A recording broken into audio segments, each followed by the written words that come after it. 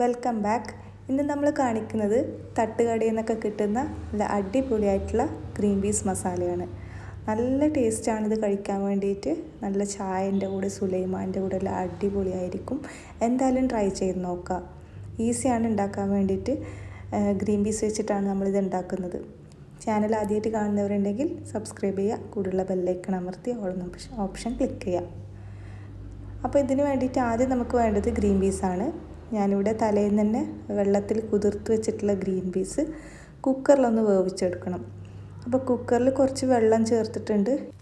ഇതിലേക്ക് ആവശ്യത്തിനുള്ള ഉപ്പും മഞ്ഞൾപ്പൊടിയും കൂടി ചേർത്ത് 4 വിസിൽ ഒരു മീഡിയം ഫ്ലെയിമിൽ വെച്ചിട്ട് നമുക്കിത് വേവിച്ചെടുക്കാം. മടി പിടിച്ച ദിവസങ്ങളിലൊക്കെ നമുക്ക് ഉണ്ടാക്കി കൊടുക്കാൻ പറ്റിയിട്ടില്ല. നല്ലൊരു ഐറ്റമാണ്. ഈസിയാണ് ഉണ്ടാക്കാൻ, അതുപോലെ തന്നെ കഴിക്കാനും നല്ല ടേസ്റ്റാണ്. ഗ്രീൻ പീസ് വേവുന്ന ഒരു ടൈമിൽ നമുക്ക് ഉള്ളി ഒന്ന് വഴറ്റിയെടുക്കണം. ഞാനിവിടെ വെളിച്ചെണ്ണ ഒഴിച്ചിട്ടുണ്ട്. ഇതിലേക്ക് കട്ട് ചെയ്ത് വെച്ചിട്ടുള്ള ഉള്ളി ഇട്ട് കൊടുക്കാം. കുറച്ച് തിക്കായിട്ട് വേണം കട്ട് ചെയ്തെടുക്കാൻ വേണ്ടിയിട്ട്. ഈ ഒരു സമയം നമുക്ക് 2 മുട്ട ഒരു പാത്രത്തിൽ ഉടച്ച് വെക്കാം. കുറച്ച് ഉപ്പും കൂടി ചേർത്ത് മിക്സ് ചെയ്തിട്ട് അവിടെ മാറ്റി വെക്കാം.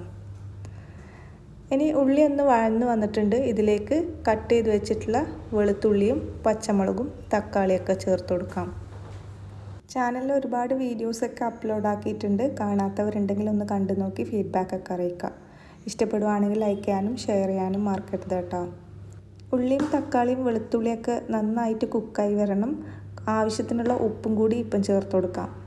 നമ്മൾ നേരത്തെ മുട്ടയിലും ഗ്രീൻ പീസിലൊക്കെ ഉപ്പ് ചേർത്തത് കൊണ്ട് തന്നെ ഈ ഒരു സമയത്ത് ചേർക്കുമ്പോൾ വളരെ കുറച്ച് ചേർത്ത് കൊടുത്താൽ മതിയാവും. ഇനി ഇത് നന്നായിട്ട് വെന്ത് വന്നാൽ ഇതിലേക്ക് നമ്മൾ നേരത്തെ വേവിച്ച് വെച്ചിട്ടുള്ള ഗ്രീൻ പീസ് ഞാനത് ഇവിടെ റെഡിയാക്കി വെച്ചിട്ടുണ്ട്. വെള്ളമൊക്കെ ഊറ്റിയെടുത്തിട്ടുണ്ട്. ഇനി നമുക്ക് ഈ ഒരു ഉള്ളി തക്കാളി മിക്സിലേക്ക് ഈ ഒരു ഗ്രീൻ പീസ് ഇട്ട് കൊടുക്കാം. നന്നായിട്ടൊന്ന് മിക്സ് ചെയ്ത് കൊടുക്കണം.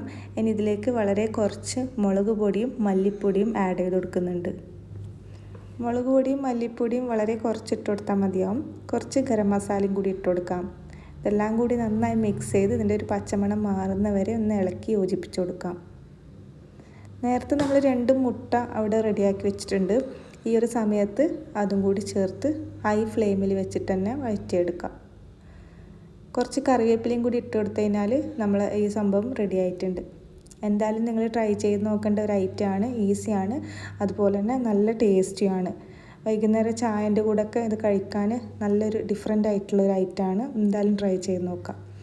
ഇത് സെർവ് ചെയ്യുമ്പം ചെറുതായി കട്ട് ചെയ്ത് വെച്ചിട്ടുള്ള ഉള്ളിയും കൂടി ഇങ്ങനെ ഇട്ടിട്ട് വേണം സെർവ് ചെയ്യാൻ വേണ്ടിയിട്ട്.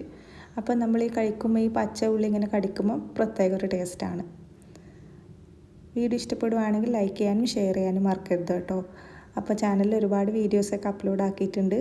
റംദാന് പറ്റിയ ഒരുപാട് സ്നാക്സിൻ്റെതും അതുപോലെ തന്നെ പുഡിങ് എല്ലാം നമ്മൾ അപ്ലോഡ് ആക്കിയിട്ടുണ്ട്. കാണാത്തവരുണ്ടെങ്കിൽ ഒന്ന് കണ്ടു നോക്കി ഫീഡ്ബാക്കൊക്കെ അറിയിക്കാം. ചാനൽ ആദ്യമായിട്ട് കാണുന്നവരുണ്ടെങ്കിൽ ഒന്ന് സബ്സ്ക്രൈബ് ചെയ്യാൻ മറക്കരുത്.